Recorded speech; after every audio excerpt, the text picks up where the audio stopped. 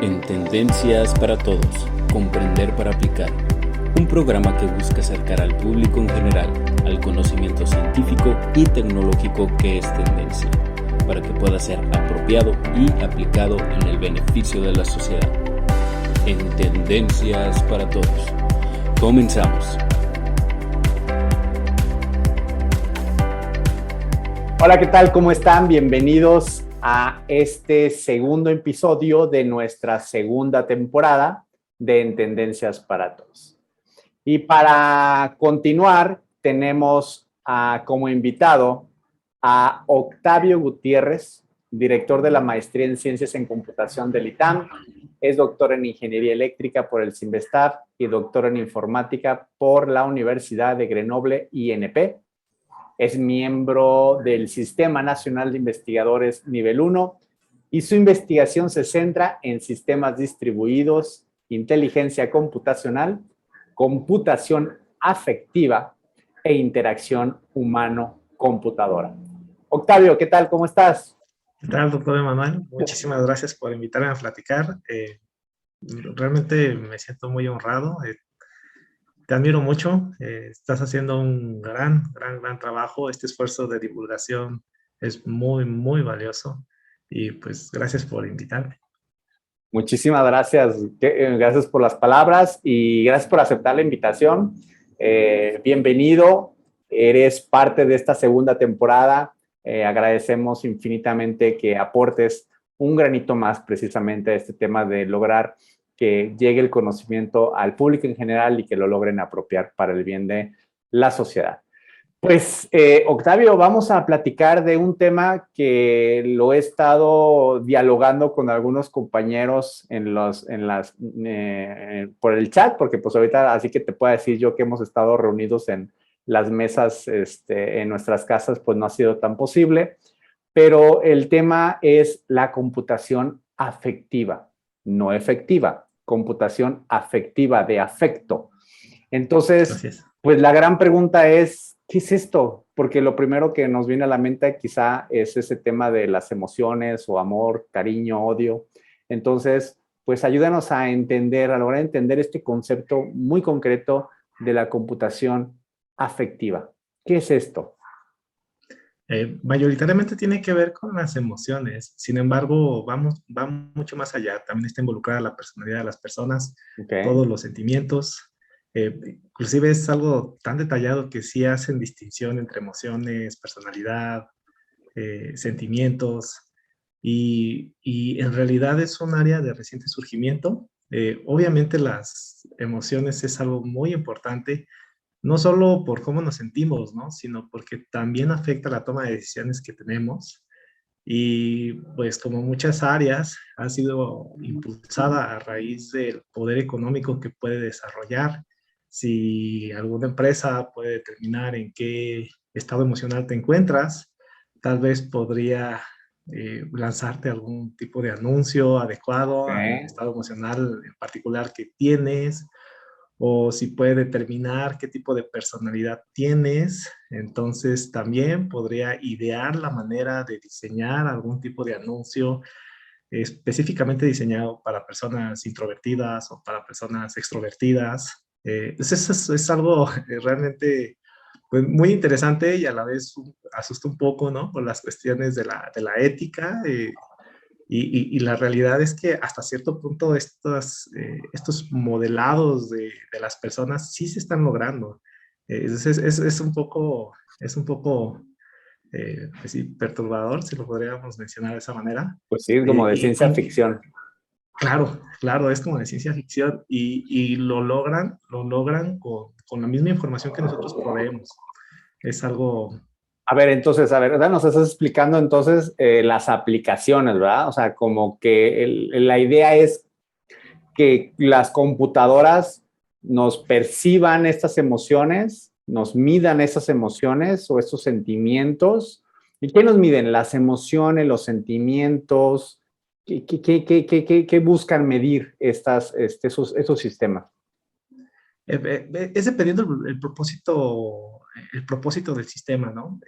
Por ejemplo, ya hay mucha investigación en acompañantes, ¿no? Obviamente está creciendo la edad de las personas, estamos envejeciendo, ¿no? Ajá. Y muchas personas viven solas, ¿no? Ok. Entonces, algo de lo que miden podría ser simplemente las mismas expresiones que nosotros tenemos vía cámaras, Ok. y el acompañante robótico podría determinar en algún punto que te encuentras deprimido, por ejemplo, o triste, A través de mis y facciones. a través de las facciones. Ok. Y podría inclusive llamar a un familiar. Ya hay trabajos de investigación que están haciendo justo eso. Ahorita di un ejemplo de algo con video. Sin embargo, pues el procesamiento de texto de lo que nosotros ponemos en Facebook o lo que O nosotros los ponemos en chats, por Twitter. ejemplo, ¿no? Ok. O Uh-huh. sea, puede ser el tema de análisis de texto, o sea, interpretar lo que estoy escribiendo y lo interpreta la emoción que yo tengo. Así es.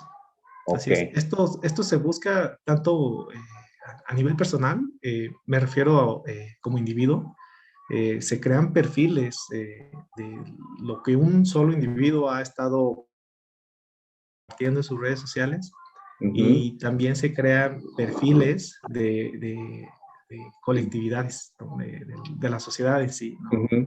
Queremos saber qué opina las personas con respecto a la falta de agua, ¿no? En Ok. algunas ciudades. Ajá. O qué opinan con respecto a tal persona, o qué opinan con respecto a tal partido. Entonces es algo que ya viene años explotándose, y que pues, ha dado surgimiento todo esto a la gran cantidad de información que se está generando en las redes sociales en particular, ¿no? Ok, entonces, por ejemplo, para asociarlo un poquito como, si yo como humano, yo, Emanuel, quisiera hacer este proceso contigo, por ejemplo, si reviso todos tus chats, todo lo que escribes en el Facebook, tendría que revisar como todo ese significado, el cómo estructuras tus textos, y debería yo tener algún tipo de patrón o algo con qué comparar y poder entonces resumir, ¿estás triste, estás enojado? ¿O cómo es? ¿Cómo sería el mecanismo pensando ahorita antes de irnos a las máquinas? Si lo hiciera yo como ser humano, porque de hecho la gran pregunta sería cómo como ser humano yo podría saber a través de tus textos que estás enojado o que estás a favor de, estás satisfecho con el servicio del agua o algo del gobierno. ¿Cómo sería eso? Si yo como humano lo quisiera hacer, ¿qué tendría que hacer?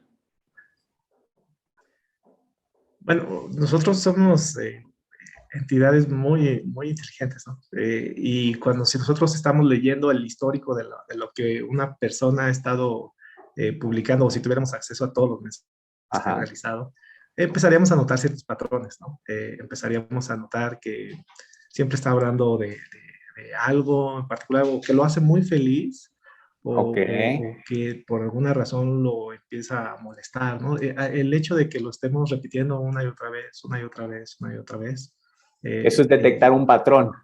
Exacto, estamos detectando un patrón. Ok. Como lo comentaba, ¿no? Nosotros, pues, como humanos somos muy capaces, y nosotros somos capaces de captar las expresiones, Uh-huh. el tono de la voz, por más de que alguien te esté diciendo que podría estar triste o feliz, pues tú esperas ver que el tono, pues sí, concuerde exactamente con lo que la persona Claro. está diciendo. Nosotros lo podemos hacer hasta cierto punto, ¿no?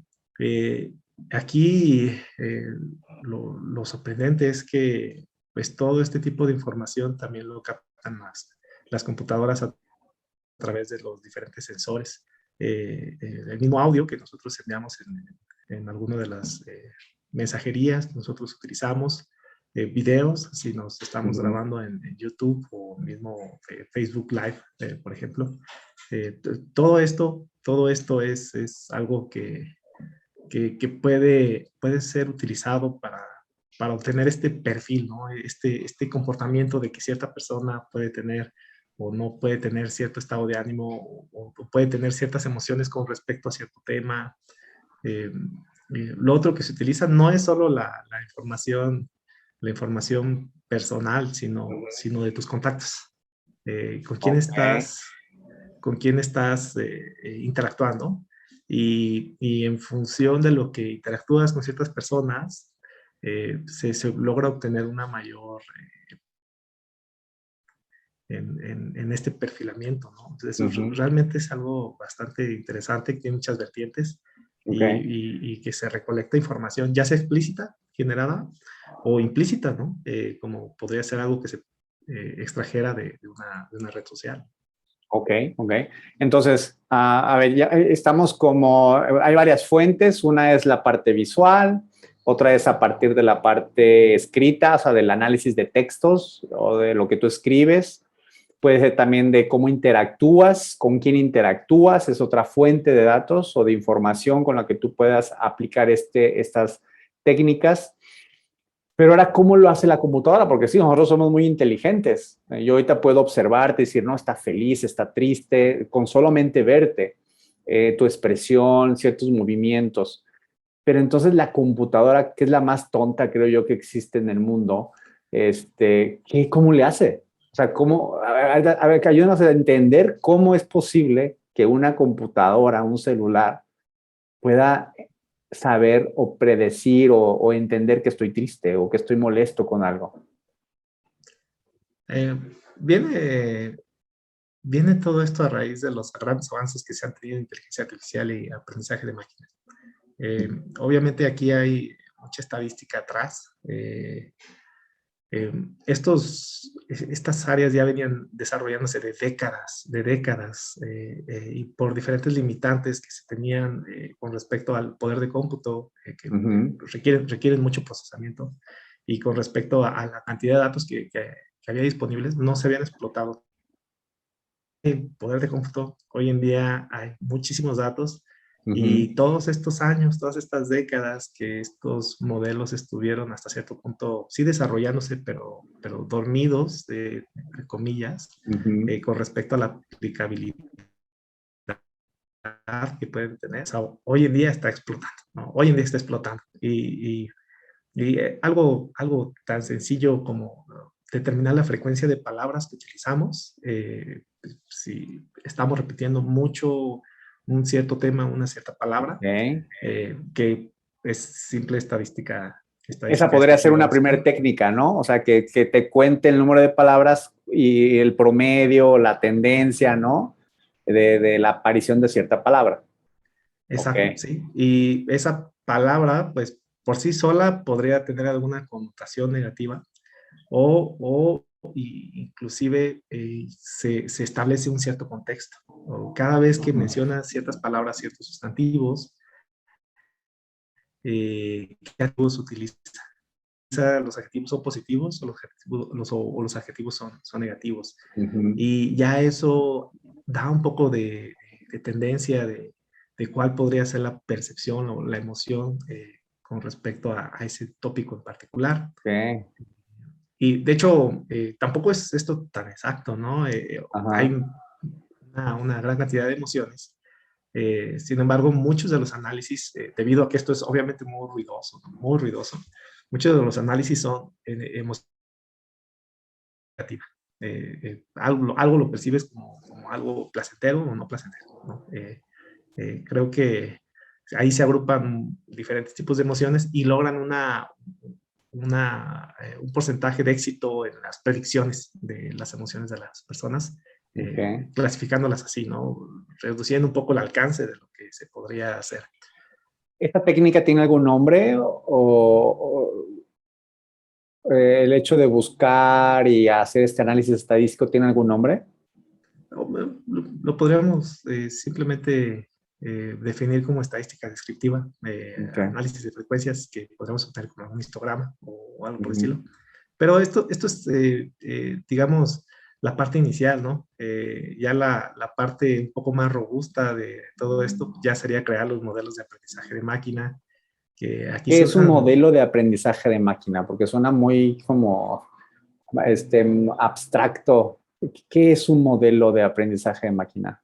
¿Es una receta? ¿Qué es? Todas estas como patrones que nosotros detectamos, tendencias, hasta cierto punto con un modelo, cuando decimos creamos un modelo, es algo que captura todos estos patrones. Ok. El típico que más se utiliza son las redes neuronales, ¿no? Ujú. Redes neuronales artificiales, que donde tienes un montonal de neuronas. Según eso está inspirado en, porque ni siquiera se conoce cómo funciona exactamente Ujú. nuestro cerebro, ¿no? Pero tiene una inspiración del cerebro.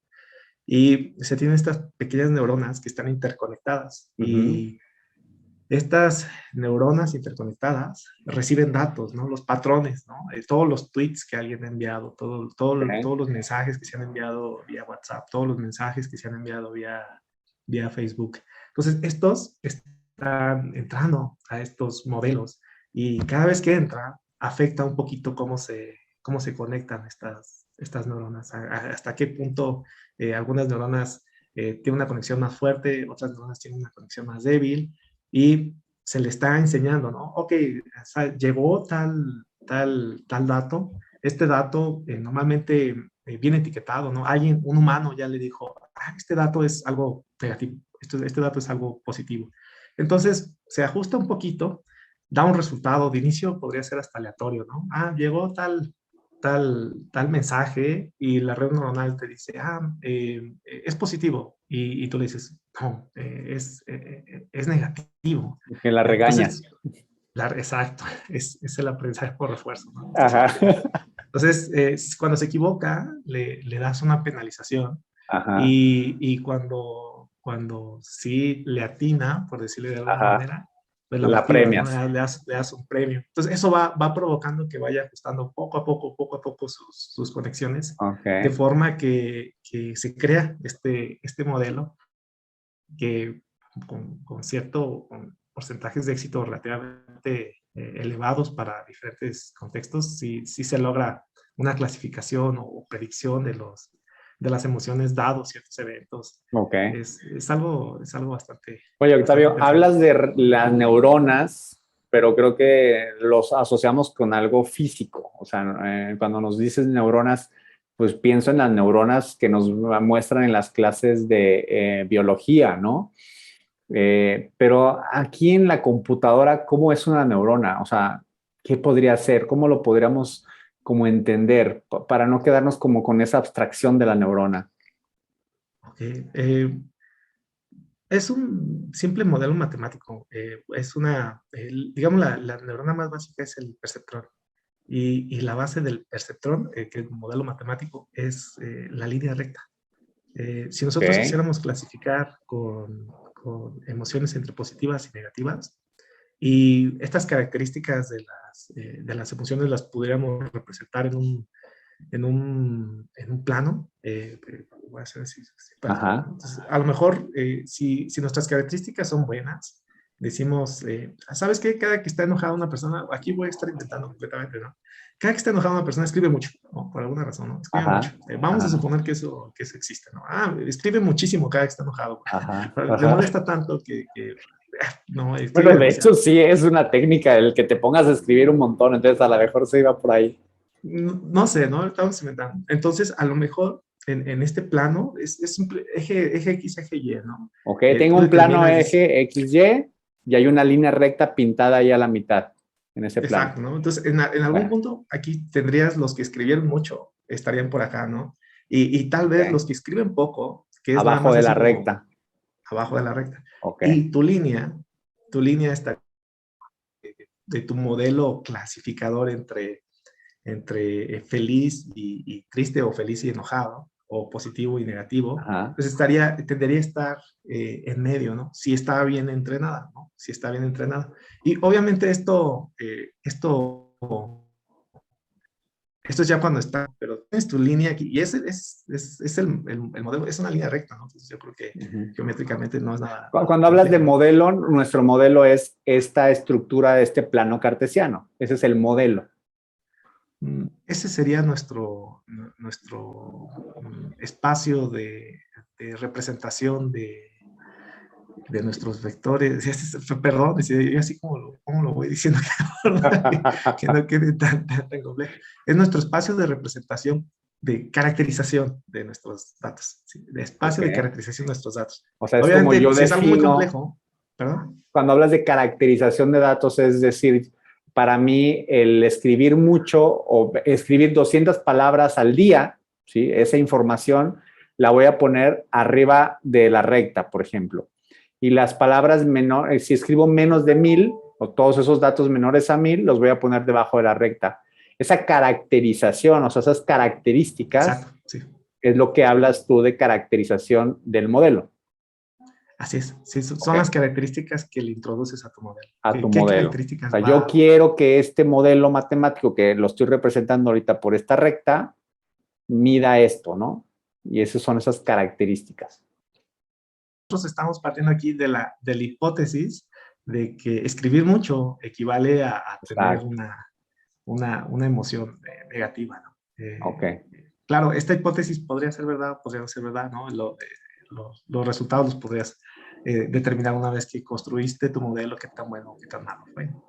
Y claro, en el plano cartesiano, ahí tienes que tener una manera de representar esta información, ¿no? Porque nosotros lo vemos y pues vemos múltiples cosas. Nosotros tenemos un cerebro muy complejo, ¿no? Vemos múltiples cosas. Pero una computadora tiene que ser mucho más específica, ¿no? Tienes que cuantificar esta información.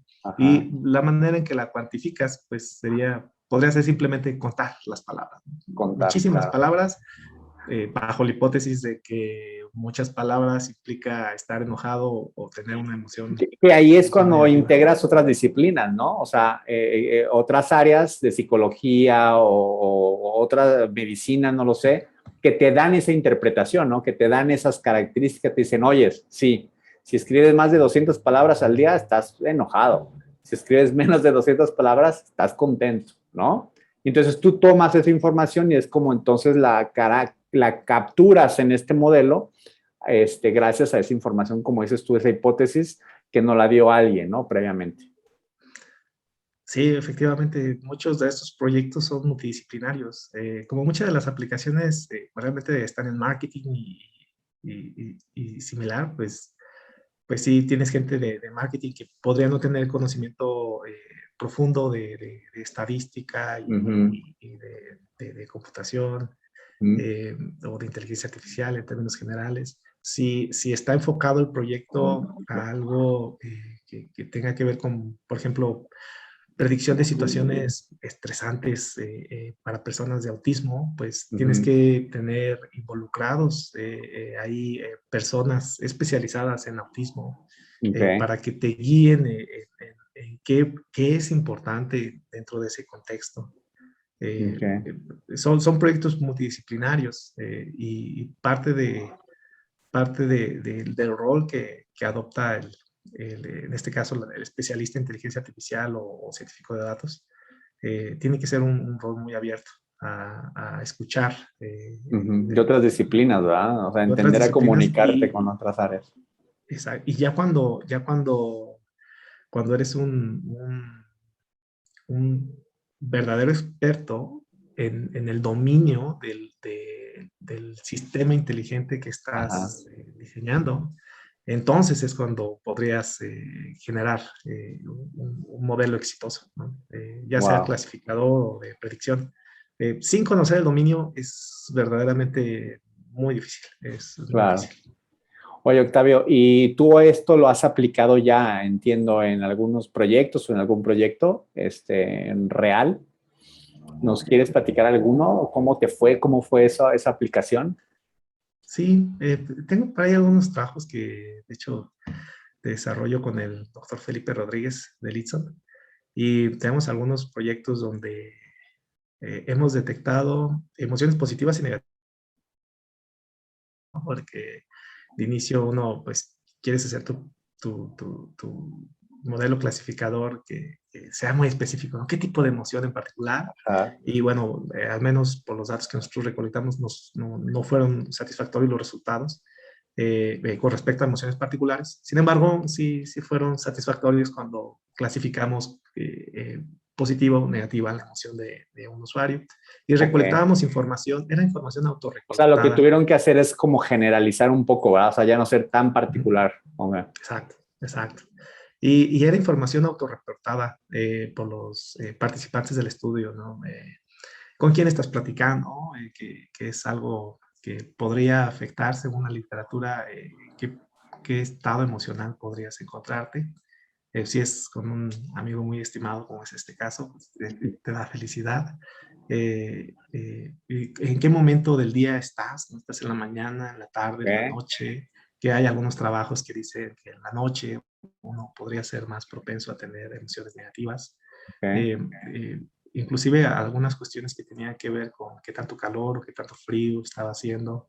Recolectamos información contextual para poder, en función de esa información contextual, tratar de determinar, clasificar si un usuario podría estar presentando alguna emoción positiva o alguna emoción negativa, ¿no? Entonces, ese fue uno de los proyectos en los que trabajamos. Otro proyecto... Perdón, Octavio, nada más, este proyecto entonces, ustedes recuperaron esta información de los mismos usuarios a través de varias preguntas que les hacían, supongo, y de ahí ustedes fueron entendiendo qué relaciones había entre estas respuestas que les iban dando para clasificarlos al final entre si tenías una actitud positiva o una actitud negativa. ¿Para qué utilizaban este resultado? O sea, ¿cuál era la aplicación del saber si era positivo o negativo? En este punto no llegamos más allá es parte de lo bonito de cuando hacer una investigación. No tiene que tener uno así como algún fin económico, por decirlo de alguna manera.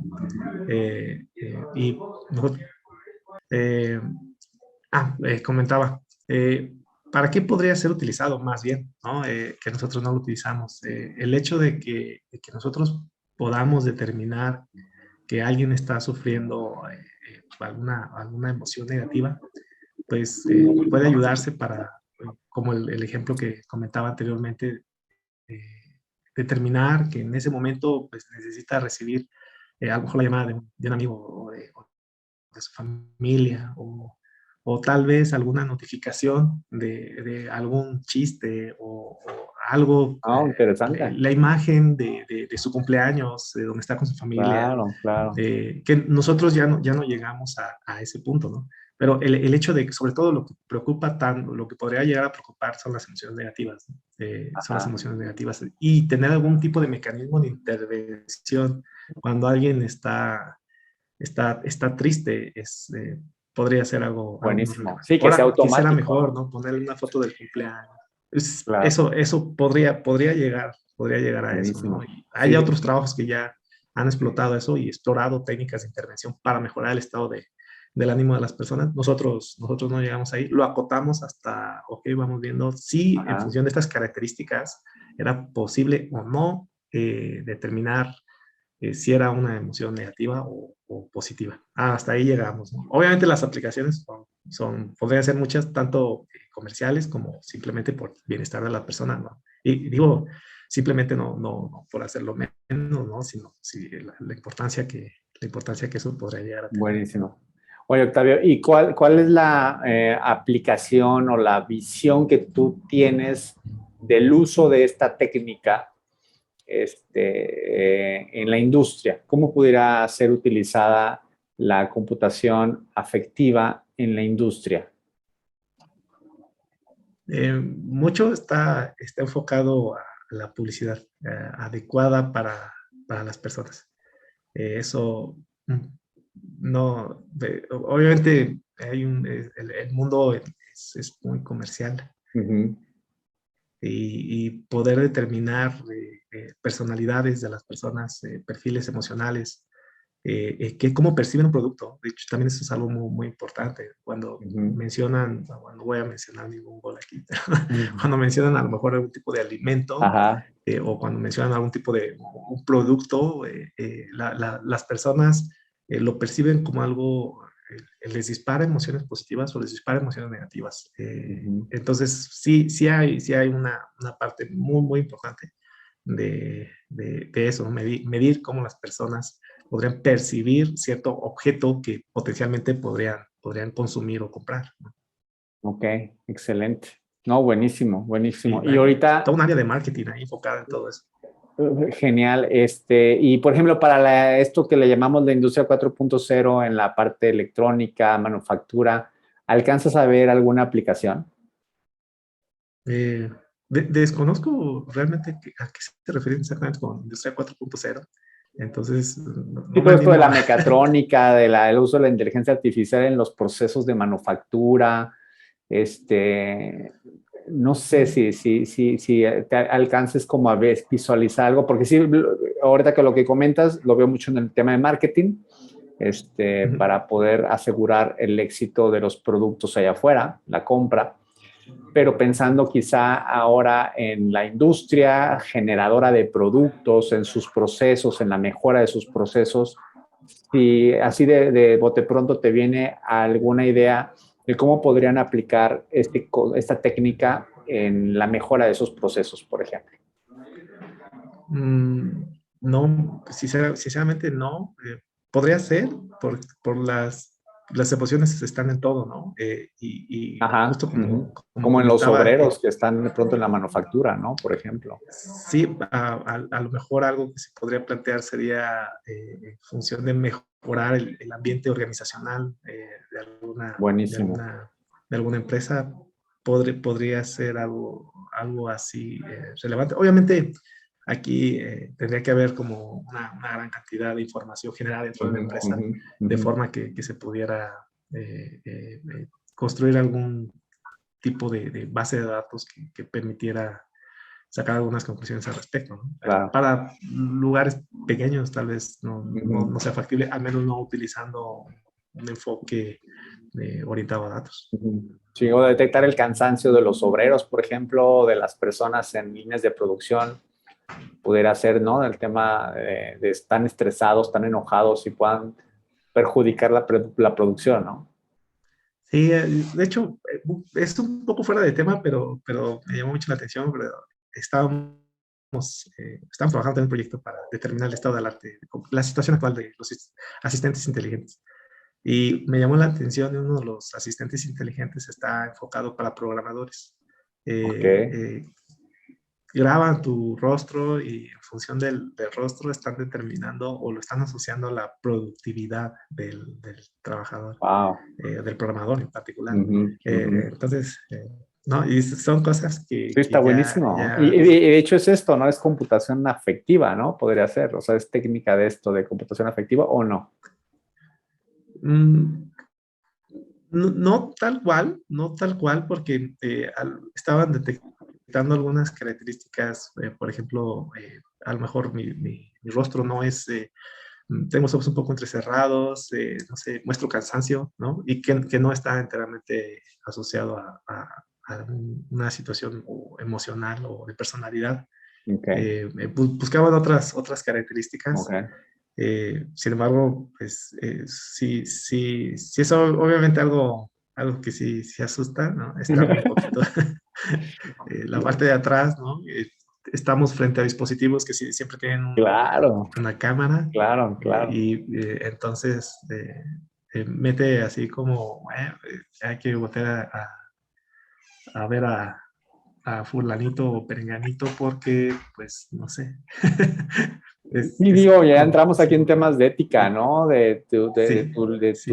En dónde empieza tu privacidad, dónde termina la privacidad, dónde inicia, porque creo que todo esto que estás hablando va a detonarse ahora con el tema de la pandemia, del home office. Creo que va a empezar como a desarrollarse todas estas tecnologías, ¿no? Precisamente para cómo medir la productividad en el sentido de realmente estás siendo productivo en tu casa, qué tanto estás haciendo, ¿no? O sea, yo creo que por ahí podría ir una de las estrategias, una de las aplicaciones, ¿no? Sí, la ética obviamente está en todo, ¿no? Y Ah, aquí, pues, al enfocarnos en las cuestiones emocionales que normalmente se asumen privadas, ¿no? Salvo que la ajá, persona exacto. externe, Sí. pero que los puedan inferir, en realidad se pueden inferir sin Wow. necesidad de que la persona, hasta cierto punto, sin necesidad de que la persona diga explícitamente me siento así. Sí. Es obviamente algo muy delicado. Oye, Octavio, pero somos tan buenos los seres humanos que vamos a aprender a hacer poker face. Nadie va a saber qué estamos realmente sintiendo. No sé, a Nos lo vamos, mejor empieza, nos los vamos a modelos de entrenar. aprendizaje de máquina empiezan a detectar los poker face y levantan Ah, y va a ser una las carrera, notas. ¿verdad? Es la carrera Sí. del humano contra la inteligencia artificial, ¿no? Bueno, creo que es la carrera de nosotros contra nosotros mismos, ¿no? Exacto, porque lo generamos nosotros, ¿no? Sí, Sí, buenísimo. sí. Buenísimo. Octavio, pues muchísimas gracias. Creo que nos ha quedado muy claro este concepto de computación afectiva y sobre todo que te fuiste a estos temas técnicos o de cómo lo representamos realmente al final y no quedarnos con este nivel como abstracto de sí, las neuronas y entonces dicen sí, dicen no, sino como entender más allá, ¿no? Que ese es el objetivo. Invitamos a todos a todos los que nos acompañan a que este concepto, esto que explicamos el día de hoy, está la invitación abierta a que puedan participar en la revista de Expresiones UVM, la revista de divulgación científica de la universidad, y que puedan compartir esto mismo que platicamos a nivel escrito. Esperemos algún día contar con tu colaboración. Pues muchísimas gracias, yo encantado, ¿no? Todo lo que me invites, encantado. Pues muchísimas gracias, Octavio. Te agradecemos esta oportunidad de platicar con nosotros el día de hoy en nuestro segundo episodio. No, al contrario, gracias por invitarme. Muy bien, pues gracias a todos los que nos siguieron. Agradecemos el que nos estén acompañando. Recuerden hacer clic en suscribirse y clic en la campanita para que les avise cada que lancemos un nuevo episodio. Muchas gracias. Hasta pronto. En Tendencias para Todos fue una producción del Comité de Industry Engagement del IEEE Región 9 Latinoamérica y de la revista de divulgación de ciencia y tecnología Expresiones UVM. Desde México, en el diseño y concepto de imagen, Juan Carlos Orozco Sierra. Desde El Salvador, la difusión de redes estuvo a cargo de Roxana Alfaro. Agradecemos el apoyo de Roxana Simón, coordinadora del Comité Industry Engagement del IEEE Región 9 Latinoamérica, y a la maestra Katia Arriola Rodríguez, editora en jefe de la revista Expresiones UVM. En Tendencias para Todos. Hasta la próxima.